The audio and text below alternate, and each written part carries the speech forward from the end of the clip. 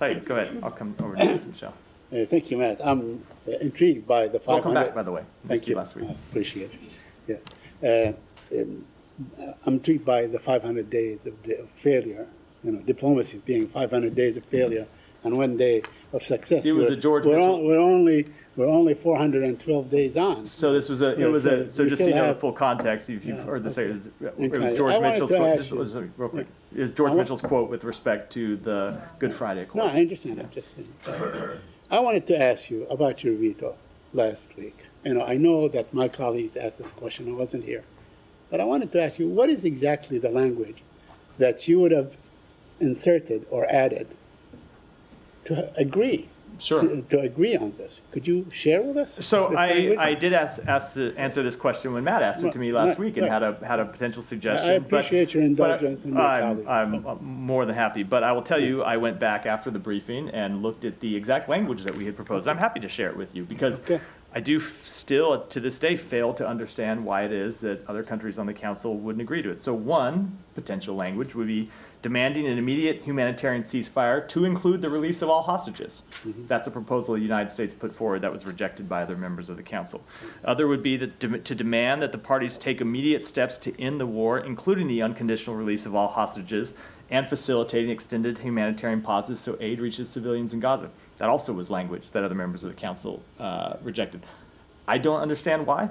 I can't speak to them, but to me, this seems like unobjectionable language that calls for both an end to the war, a ceasefire, and the release of hostages. But 14 other members found the language to be acceptable. Sure. And, you know, not really, sure. And we disagree about the language that we ultimately opposed.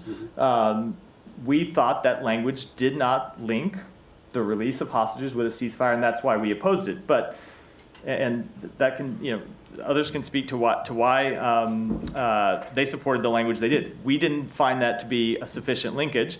But to the question of our alternative language, I think the language I put forward right now makes pretty clear that we were ready to call for an immediate ceasefire. We're ready to call for an end to the war, as we have done consistently, as we have in a previous Security Council resolution that we supported. But we believe we have to be clear that includes the release of hostages. But all diplomats and all experts, all legal experts, said that it was included. They did call for the release of the hostages immediately. It is called for in the resolution itself. No, it did. I don't want to dispute that. It did not link it to a ceasefire, and that's something that we have said from the beginning is important to the United States. Okay. Let me just ask you about the... No, there was one that we supported, the one in June, the United States, the Security Council resolution in June. Language is okay, but the language you abstained on in March, what's the difference between that language and this current one? I'd have to go back and look at the March language. There have been so many resolutions. I honestly don't remember. I don't remember that. There's the one in June that we supported. This is very different. The one in March, I'd have to go back and look. Okay. All right. Let me ask you on the ICC ruling. Now, many of your allies, including countries in the European Union, most countries in the European Union and others, they have agreed to this ruling, maybe with the exception of Hungary or a couple of other places. Do you consider Netanyahu to be a war criminal? So that certainly is not an assessment that we have made, and I will tell you that we have been clear that we, number one, do not believe that the ICC has jurisdiction in this matter, and two, that we have had real concerns about this proceeding on its own, grounded fundamentally in the rules of the court, that this is supposed to be a court of limited jurisdiction, grounded in the rules of complementarity. When there are countries that have investigations going on, and we know that Israel has hundreds of open investigations into potential violations of international humanitarian law or violations of the IDF's own code of conduct, that the ICC is supposed to be a court of last resort after those investigations have proceeded. And we have seen them take that seriously in other cases. With respect to Venezuela, for example, where they have waited until the end of a country's proceedings before moving forward, they declined to do so here, and that's why we have the concerns that we have. So you believe that the ICC should continue to do its work? Well, it should not be sort of sanctions or pursued by, you know, I mean, we heard Senator Cotton, for instance, who wanted to invade the Hague. I don't have any comment on the comments. I'm just saying on the lines you hear from the Hill. We will. We are consulting with our allies and partners about this decision and how to respond to it. I don't have anything further. Okay, let me ask you one last question on this issue. Yeah. We know that the former treaty you get You're gonna get a taken question on that one. Go ahead. The former Minister of Defense, Israeli Minister of Defense, will be coming to the United States soon, I guess. Is that just like a message saying your ruling does not apply? The former Minister of Defense? Yes, Mr. Gallant. I'm not aware of his travel, but look, the United States is not a party to the ICC in any event. Was not a party to has never been a party to the ICC. Thank you. Michelle, I said I'd come to next. Questions on Lebanon. First, Israel said yes to the agreement, and Lebanon too, but why you didn't announce it yet? I am glad that you are able to put facts on the table that I have not spoken to. That's what What's was that? reported today. I know that's what's the oftentimes. Israeli Oftentimes there are a number of things that there. Yeah, oftentimes there are a number of things reported that either are incorrect or a little bit off. Look, we don't believe we have an agreement yet. We believe we're close to an agreement. We believe that we have narrowed the gap significantly, but there are still steps that we need to see taken. But we hope that we can get there. I asked you this question, and I will try one more time. What role will the U.S. play in implementing the agreement? Look, and you are right. You did ask me that question last week, and I wasn't willing to speak to it because we didn't have an agreement final. We still don't have one final. And until we get one, I'm just not going to speak to any underlying provisions of that agreement. And can the U.S. Observe the implementation of the agreement since you don't have any troops on the ground? Again, when it comes to everything in this potential agreement, I'm just not going to speak to any underlying I will keep details. trying beside the U.S. I do appreciate it. Will France and the UK be part of the commission that will observe the implementation? I think I very obviously have the same answers I've given, or same finally, non-answer I've given in response to the previous Finally, questions. can Syria and the Assad regime play any role in preventing the flow of arms from Syria to Hezbollah? Look, hypothetically, Syria, of course, could play a role in preventing arms from being trafficked through its territory. It's not a role that we have seen them play today, but yes, of course, that's something that they could do. Are you talking to them? No, I don't have anything beyond that. You asked me a hypothetical question. I don't have anything beyond that further. Thank you. Michelle, in the back. I want to follow up on Lebanon. President-elect Trump has said that he wants to end that war. Has his team at all been helpful, or would you like them to be helpful to get this across the finish line? I'm not aware of any conversations between our team and his team about this. There may have been, there are a lot of people that claim to be close to the former and future president. There are obviously a number of people inside this administration. I can't rule out that somebody had a conversation at one point, but I'm not aware of any conversation. Look, anything that anyone could do to help get a diplomatic resolution is something that we would support, but I don't have anything specific to speak to. Nadia. Let me try Lebanon again, and then I have a question on the ICC. On Lebanon, so is this your understanding, since Netanyahu said in principle that he agreed to the agreement, that he's waiting now for the cabinet to approve it? Is this the only thing that we're waiting for? I am not going to get into that sort of underlying detail. It is up for the government of Israel to determine what constitutes approval under their system. And we do not yet have an agreement between the government of Israel and the government of Lebanon, and we're working to get one. Okay. But the 60-day ceasefire, is this your understanding again? Is the implementation of cessation of hostilities will start once they agreed on that within this period, or do you think this is just a temporary agreement and then we will sort out the details later? Look, I appreciate the question the same way I appreciated all of Michelle's questions. I'm just not going to get into underlying details of an agreement that is not yet final yet, or is not yet final. We have made significant progress. I think it would be extremely unfortunate if in any way, talking about the underlying details from the podium today, while we were trying to bridge the final differences, somehow undid the very important work that has happened. So I unfortunately have to. Well, you got it. decline Talking comment. points of John Kirby as well. Well, I think John Kirby is being equally responsible and not talking about an agreement that is still being negotiated. Sure, fair enough. On the ICC, you vehemently disagree with the decision. Does a legal scholar who is a Holocaust survivor and a former Israeli ambassador who weighed heavily into this decision, does it take into account at all? Do you think that somebody like him, who decided that actually there is reasonable ground to consider Netanyahu and his defense minister as war criminals, You think that doesn't count at all? Look, we certainly do not begrudge anyone their considered opinion, including legal scholars who have come to the opposite conclusion from the United States. But it has been the consistent view of the United States, going back for a number of administrations, that they just do not, that the ICC does not have jurisdiction over this matter. Okay. You said you're not going to comment on Cotton or Lindsey Graham, that he wants to destroy the economy of your allies, including France and Canada and whatever. No. But the White House said that actually they're going to consider the next steps, what they're going to do later on. What exactly, and actually Karine said they're going to consult with allies. I mean, most of these allies already sided against you. So what exactly the steps that you might consider apart from sanctioning the ICC? So you just heard me a moment getting ago say that we are going to consult with our allies and partners in this question. I'm not going to try and get ahead of those conversations. We're going to talk to a number of partners of ours and make a decision about how we move forward, but I don't think it would be appropriate for me to try to get ahead of that process before it has taken But place. is it more than sanctions or within this? Again, these are conversations framework? we're going to have with our allies and partners. I shouldn't get ahead of it here. Okay. Yeah, So what is your position on whether other countries that are members should follow the arrest warrant? Look, we have made clear that we disagree with this ruling, that we have serious concerns both with it from a jurisdictional perspective and also from a process perspective.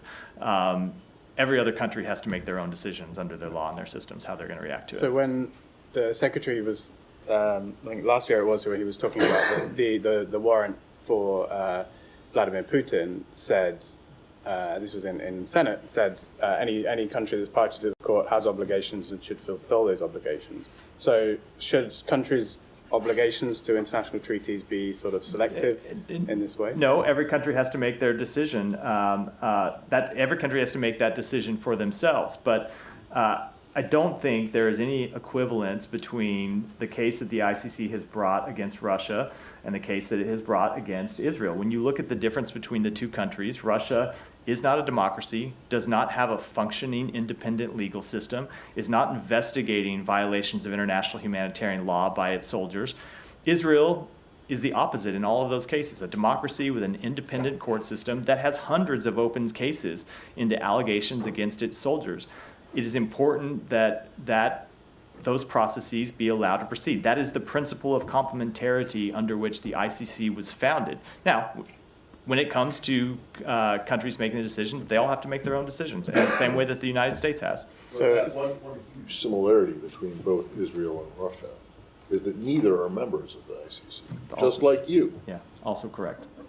Also correct. Okay, well, if they don't have jurisdiction over Israel, why should they have jurisdiction over Ukraine Russia? is also not. So Ukraine is not a member. Ukraine is a sovereign state, however, that has granted its jurisdiction to another country. I think it might have been Poland, another country, and allowed that country to intervene for them, which is something that sovereign states can do.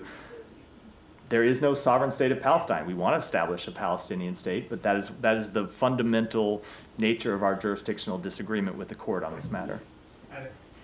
Okay, it's still your position that other countries, if Vladimir Putin or other Russian official who've been granted arrest warrants against them, come to their countries, they should be arrested. Yes, but that ultimately that is a decision that every country has to make for itself. And this feels like a different universe now, but there was a time when this administration was talking very positively about the ICC.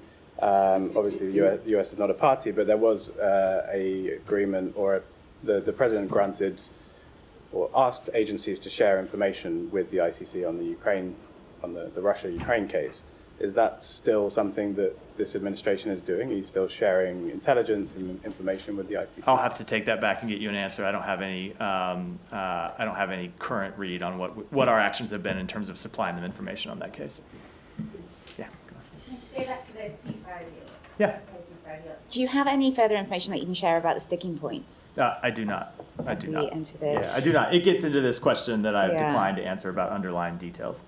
And has the US been asked by Israel to give a letter of assurances, include it for any Israeli military? That also goes Right, to, it's going to be a short briefing if I'm going to be declining all these questions. No, it also goes to the underlying details of the case, of the negotiations, which I just can't in good conscience speak to from here publicly. Yeah.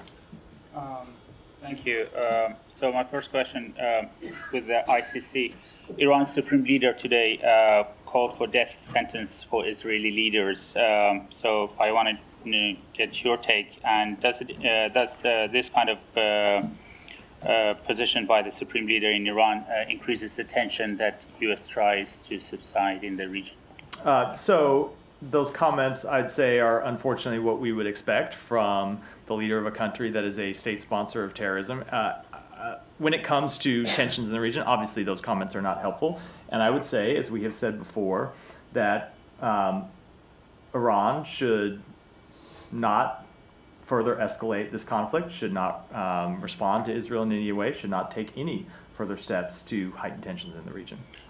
Do you have a new assessment of Iran's readiness to retaliate against Israel? I don't. I mean, that goes to the point I was just referring to. So I think we were very clear after Israel took its limited actions several weeks ago now that should be the end of it. That should be the end of direct fire between Israel and Iran, and that remains our position. Iran nuclear talks, it says, to begin at the end of this week in Geneva, Iran and E3.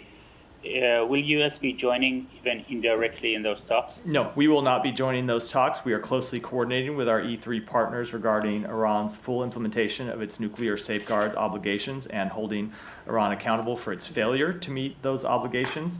We have made it clear that Iran must provide full cooperation with the IAEA without further delay, and will continue to closely coordinate with the governments of France, Germany, and the United Kingdom. Do you find it to be, your assessment to Iran's response to the censure they received from the IAEA Board of Governors? What was the first part of the question? Do we what? Is it your assessment that Iran's announcing readiness to talk to the E3? Yeah, was there. So, look, I would just say we're concerned with Iran's announcement that it's choosing the path of continued escalation instead of cooperating with the IAEA. Its continued production and accumulation of uranium enriched up to 60% has no credible civilian justification. The IAEA Board of Governors has been clear that Iran must provide full cooperation with the IAEA without delay in order to resolve questions related to its legal obligations that have been outstanding for more than 5 years, and we will continue to coordinate with our E3 partners to hold Iran accountable. Thank you. Yeah, go ahead. I don't know if you were asked this question because I was doing my live shot. On Lebanon, I know you don't want to elaborate, but the question is, if there is no deal, would it be fair to say this would be the last chance? I don't want to speculate about what might happen. We want to get a deal, and we believe that we are close. We will always try to pursue diplomacy to resolve this conflict, but I don't want to speculate about an outcome that I hope. I don't want to speculate about an outcome that we hope doesn't take place, right? We want to get a deal. I don't want to speculate about what would happen if we don't get one. Okay. From what we've learned, this would be a ceasefire for 60 days, whatever. You don't want to confirm, I understand. But the thing is, who would be following up on that? There are rumors that Hochstein is leaving his position. So is the State Department going to be involved? Are you going to follow up also on the internal politics mediation in Lebanon when it comes to the president, to elect a president, to have a new government? So what are the plans? So the United States will continue to stay engaged on this question. I obviously can't speak for what will happen post January 20th. There will be a new set of people making decisions about the United States' role in the region, but it's certainly in the interest of the United States to continue to push for diplomacy and to continue to resolve this conflict, and ultimately to see that United Nations Security Council Resolution 1701 is implemented. That's an important thing that we are trying to achieve under this resolution, and that is something that will require work by the parties. Should we get this agreement, will require work by the parties going forward, and I do believe it is in the interest of the United States to stay engaged on that matter, whether it is our administration or the next one. Since you raised up the 1701, yeah, will we have another Security Council resolution regarding this agreement, or statement from the Security Council, since you will preside over the Security Council next month? Look, I just don't want to get ahead of where things stand today. We want to get a resolution first. Should we get a resolution, you will hear from us about the answers to all the questions that you have been putting to me today and many others, including potentially a Security Council resolution, but I just don't want to get that, I don't want to get into that today. Yeah, Janie. I have a couple of questions on Russia, Ukraine, and North Korea. Russian Deputy Foreign Minister Andrei Rutenko said that if South Korea provide lethal weapons to Ukraine, the relationship between the two countries will be completely destroyed. And the United States is also responsible for this. How will you react to this? No, look, I don't want to deal with a hypothetical situation, but it is Russia and Russia alone that is responsible for the very real security concerns that South Korea and the United States and Japan and any number of other countries have about the movement of DPRK troops to join the fight in Russia against Ukraine. Secondly, Ukraine media reported that 500 North Korean soldiers killed by Ukrainian strikes in Kyrgyz. Are North Korean troops deployed into combat and currently fighting against Ukraine? What is the situation up there? So we have seen North Korean troops enter combat operations. With respect to any kind of damage assessment, I would refer to the government of Ukraine to make those. South Korean National Security Office announced that in return for North Korea sending long-range artillery and the artillery power to operate it to Russia, Russia has already given North Korea anti-aircraft missile and other air defense equipment. How do you confirm this? Do you have any information about that? I am not able to confirm that today. Willie. Thanks, Matt. You mentioned that one of the things that distinguishes Israel from Russia is the fact that it has hundreds of open investigations into its own people and events. The State Department, of course, has dozens of investigations into some of those events as well. Any update on those? No, they're ongoing. And what happens on January 20th? So the assessments that we are conducting about compliance with international humanitarian law are assessments that are required under the law. They are not discretionary assessments made by this department. They're things that we are required to do, and that is true regardless of who the president is. Thank you. Yeah. Human Rights Watch has reported today that an Israeli airstrike in Lebanon last month, which killed 3 journalists, constitutes an apparent war crime. And, U.S.-made arms were also used in this incident, according to report. Have you seen the report, and is the U.S. assessing the use of its weapons in this incident, like the others reported, other 500 others? So I have seen the public reference to the report. I'm sure there are people inside the administration, inside the department, who have looked at the report. We generally do take these reports very seriously when we see them from non-governmental organizations, but I don't have any kind of further assessment either to the type of weapon that was used or to the nature of the strike itself. And there were similar, reportedly 500 such incidents that were being investigated by the State Department. Any conclusion in any of these? No, just as I said in response to Willie's question, we have a number of assessments that are ongoing. I don't have any further status to update on those. Yeah, thank you, Matt. On the potential Israeli attack in Iraq, the Iraqi government this week, they went to Security Council, the Arab League, and also the Organization of Islamic Cooperation, and there are the Iraqi diplomats saying that they reach out to the U.S.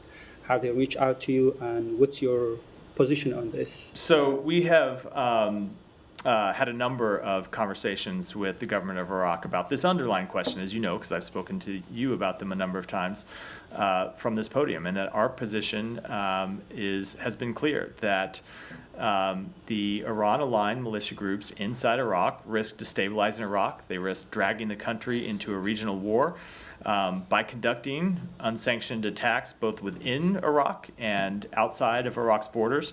And look, we have a strong security partnership with the government of Iraq, and we have warned them about the dangers posed by armed groups acting independently and against Iraq's interests, and will continue to do so. Yeah, this group is especially Kataib Hezbollah, the Islamic Resistance Group. They issued a statement and they said that they keep continuing attacking Israel. So do you think that Israel has rights to defend themselves against these groups and attacking these groups inside Iraq? So every country has the right to defend itself against terrorist attacks. That's a true statement about every country in the world.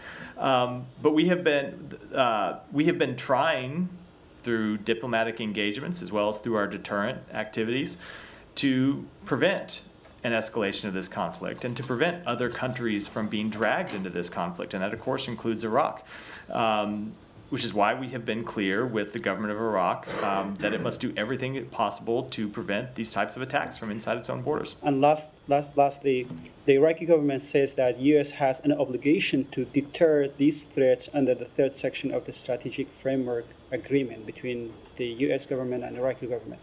Do you think that you have this obligation to deter these threats on Iraq? I'm not going to speak to that publicly. We'll continue to discuss that with our Iraqi partners. Thank you. Thank you. So there are suicide bombings, sectarian clashes, political chaos, and right now thousands of Pakistani people are protesting and clashing with the police force and demanding the release of their political leader. What are your thoughts when you see such kind of country like Pakistan going through such turmoil? Right. So in Pakistan and around the world, we support freedom of expression, peaceful assembly, and association. We call on protesters to demonstrate peacefully and refrain from violence. And at the same time, we call on Pakistani authorities to respect human rights and fundamental freedoms and to ensure respect for Pakistan's laws and constitution as they work to maintain law and order. So U.S. prosecutors have charged Indian billionaire Adani with fraud and bribery. The leader of the opposition in India, Rahul Gandhi, has demanded the immediate arrest of Adani and alleged that Prime Minister Modi is protecting him. Is this something U.S. supports, such as the arrest investigations? Look, that is a law enforcement matter. I would defer to my colleagues at the Department of Justice to speak to it. Okay. Thank you, Matt. Regarding the protests going on in Pakistan, yesterday in almost 10 major cities in the U.S., those similar protests happened where they're demanding the release of Imran Khan. Right now, just 15 minutes ago, 20 people in the protesters were shot. They're injured now. Your reaction to that, and how do you see the future of Pakistan? Is it starting to look like Bangladesh or not yet? Look, I don't have any further comment than what I said a moment ago, that we support the right of people inside Pakistan to protest peacefully, and we call on the Pakistani authorities to respect human rights and fundamental freedoms. Just last one. A lot of journalists, international journalists, and I want to include myself in it too, are a little concerned about how the upcoming administration is going to be treating the media. Is there anything you can at least tell them to boost them up, not to be too scared about the treatment, or no, there's nothing? Look, I think we have shown since day one of this administration the respect we have for the independent media. No, I'm sorry. I'm talking about the future, the next coming one to be very harsh and rude. Just let me give my answer. Yes, sir. We have shown since day one the respect that we have for the independent media. That's why we hold these briefings, because we believe it's important to come here and take questions. And I certainly believe that that is true and will continue to be true, that it's an important check on power for administrations of both parties, but I don't suspect that the incoming administration is necessarily going to look to me for advice on that question. Go ahead. Thank you, Ed. Mr. Kirby today very much seemed to confirm that Ukraine is allowed to use attackers in Russia. He said in and around Kursk, Oblast. So, given your previous reticence to clarify, I mean, can you clarify that it was a confirmation? No, I don't have anything further to say on that. Okay, so and in light of the recent experimental IRBM strike in Dnipro, are you considering changing your approach, or? No, we have not. When it comes two ways to interpret that question, and I'll answer them both ways. When it comes to nuclear posture, if that's the approach that you meant, no, we have not changed our underlying nuclear posture and don't anticipate the need to do so. When it comes to our overall approach with respect to Ukraine, no, we will continue to support Ukraine. We believe in their fight for their freedom. We believe in their fight against a country that has tried to change the borders of Ukraine by force, and we're going to continue to support them. Le Monde reported today that there are discussions about between the French and the British about deploying troops to Ukraine. I take it you're not going to do it yourself, but do you have any reaction to that? No, I don't. I don't have any comment on that. Said, come back to you. On the settlers. You know, about the Israeli Defense Minister, Mr. Katz, decided to release the settlers that are in administrative detention. I mean, there are a handful. There are like thousands of Palestinians in administrative. Do you have any comment on that? Yeah, so we see the announcement that administrative detentions will no longer be applied to extremist Israeli settlers as a rolling back of one of the limited tools that was effectively being used by the Israeli government to rein in this illegal activity. As you know, Said, we are incredibly concerned about the increasing extremist violence in the West Bank, including assaults on civilians, forced displacement of Palestinian communities, and the willful destruction of homes and farms.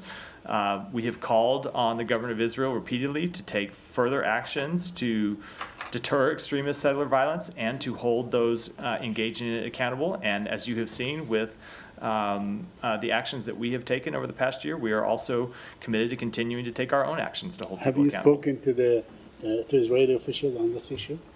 So the secretary has not spoken with Minister Katz since this announcement was made. I know that the Secretary of Defense had a call with him over the weekend, and when it comes to the substance of that call, I would defer to my colleagues at the Pentagon.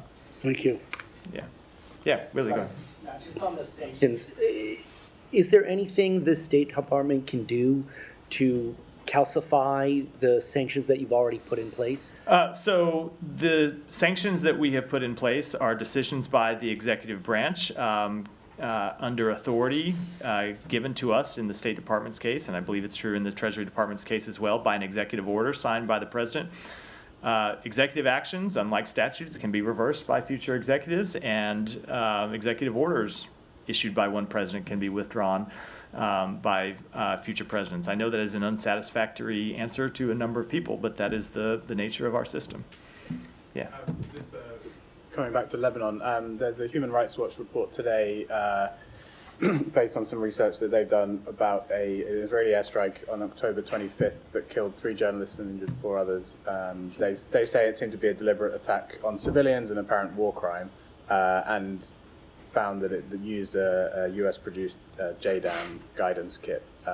Is that something you've looked into? I think that's the same one I got asked about a moment ago when I said that I had seen the reports about it. I'm sure that there are people inside the department who have actually reviewed the underlying report itself that was issued by Human Rights Watch. We take all of these things very seriously and look at them, but I don't have any assessment about either the type of munition that was used or the underlying event itself. Yeah, heap it. Incident specifically on the attack against a journalist? Of course, yeah. Thank you. Of course. Thank you, Matt. The U.S. has an extradition with Turkey, and Hamas leaders are now in Turkey, according to Reuters report. When will the United States demand that Turkey extradite Hamas leaders responsible for the murder, rape, and kidnapping of Americans? And I have another question on the Palestinian So border. at a briefing last week, I was very clear that we do not believe that the leaders of Hamas, who are brutal terrorists responsible for the murder of individuals from all around the world, including United States citizens, we don't believe that they should be given safe haven anywhere in the world. Now, when it comes to specific extradition matters, that is a legal matter for the Department of Justice, not the Department of State. Since the U.S. government has made it clear that it opposes the Palestinian statute that provides a salary for life for anyone who murders a Jew, will the U.S. demand that the Palestinian Authority repeal that law? And will the U.S. sanction anyone who indeed provides a fee for someone who kills a Jew? We have made clear our concerns about that underlying policy, and I never preview sanctions activities from here. Yeah, go ahead. Thank you very much. Financial Times reported Russia is recruiting hundreds of Yemeni men, ensuring them good salaries and Russian citizenship. to fight against Ukraine? You have some observation, or you are aware about that, or you have some input from your Saudi I think this counterparts? is the third time today I've gotten a question that I already answered already in the briefing. I did answer this earlier in the briefing, so I'll encourage you to check the transcript. I could give the same answer again, but I don't know if that's a good use of anyone's time. Okay. Amnesty International documented discrimination, violence, and you can say discrimination with the transgender people and people who don't have a dedicated gender. But we have someone here in the United States who is coming to take charge of White House and going for next president. He already said he is going to introduce some laws regarding that genders. So your ambassadors been very engaged all around the world with the rights of transgenders, LGBT. You have some concerns on that? Let me take the question and get back to you. Go ahead. Hello, I have two questions. First one related to journalists. Today, United Nations organization, they blamed Israel for putting Fadi al-Wahidi, a video journalist in Al Jazeera, put his life in risk because of lack of healthcare and medical supplies in northern of Gaza. And Israel is accused for killing over 170 journalists in the Gaza. Why we don't see any other journalists like from USA or like any other countries? It's like seems Israeli authority targeting Arab journalists, putting their life in risk, while we don't see any condemnment from you. Like you don't blame Israel for killing all this you have number heard us say any number of times that that we condemn the death of any journalists, that we don't want to see journalists killed in this conflict or any other, that we want to see journalists protected. Now, just to answer as a factual matter, I don't believe there are many at all Western journalists inside Gaza. So it is quite tragic that it is in most cases Palestinian journalists who are there documenting what is happening on the ground and bearing the very tragic toll of carrying out that important work. Okay, so do you urge Israel to add more medical support in northern Gaza for not just Fadi al-Wahidi, for many other people in northern of Gaza, like so far everyone now under the risk of losing their life? We do want to see increased medical care in Gaza, including in northern Gaza, and I would add food and water as well. Last question on ICC, USA, it seems against the consensus of most of countries when it comes to Palestinian rights. You were only country that used veto among 15 countries for ceasefire in Gaza. You among your partners in NATO and the European Union, you were against ICC decision. You were against ICG decision. You were against most of consensus in everything came to Palestinian rights. Why people should believe that you are a fair mediator between Palestine and Israel? Look at the work that we have done over the past months trying to get an end to the war in Gaza. Look at the work we have done with Egypt and Qatar trying to get a ceasefire resolution that would hold on. Just let me finish. That would stop the killing and stop the suffering. But I think the this faulty premise, maybe the right way to say it. I think the issue underlying the question is, or the presumption in the question is that the United States can force anyone to take a deal. We can't. Who can judge Israel? Let me just answer the question. We can work with our mediators and continue to put forward the best proposals possible. We can continue to push to try to get a resolution. But in all of these cases, it requires the underlying parties to say yes. It requires the parties to conflict to say yes. And we will continue to use every diplomatic tool the United States has available to itself to try to end these conflicts. But it requires the parties themselves getting to a deal. One more. Who can judge Israel? Which organization in the world can hold Israel accountable for any accusation, hundreds of accusations about journalists, about medical teams, about people, about 70% of who killed in Gaza are women and children. So everyone is able to make their own conclusions. Everyone is able to reach their own conclusions. Countries can make their own decisions. Countries can can draw their own conclusions about what has happened and make their own policy choices about whether, for example, they are going to continue to work with Israel diplomatically. You have seen countries of the world do that. The ICC can make its own decisions. You have seen the ICC make its decisions. There are decisions that the United States disagrees with, but it did move forward on that decision. So everyone around the world has agency to make their own conclusion or to make their own decisions about the facts of these matters and pursue their own policy choices, and the United States will continue to do that, and of course other countries will as well. With that, wrap for it. You want to? Yeah. Have you heard anything that what happened in kind of a readout from the Quint meeting today in Italy on the day after plan for Gaza? There wasn't such a meeting. There was a meeting of the secretary with a number of Arab partners. It wasn't the full Quint on Sudan. It was the Quint -1. There were a couple that weren't there. It ended up not all the foreign ministers from Arab countries ended up attending the G7 meeting in Rome. So we did have a meeting on Sudan that will have a readout coming out, not a full Quint because they weren't all there, but it was the secretary with counterparts from Egypt, Saudi Arabia, and not the foreign minister from UAE, but another senior official from the UAE. And we'll have a readout coming out from that, but it was still going on when I walked out here. I haven't gotten an update yet. I'm sure that they talked about it on the margins of that meeting. I'm sure that the secretary talked about it in the meetings in the G7, but there wasn't a separate Quint meeting on day after. So, thanks everyone.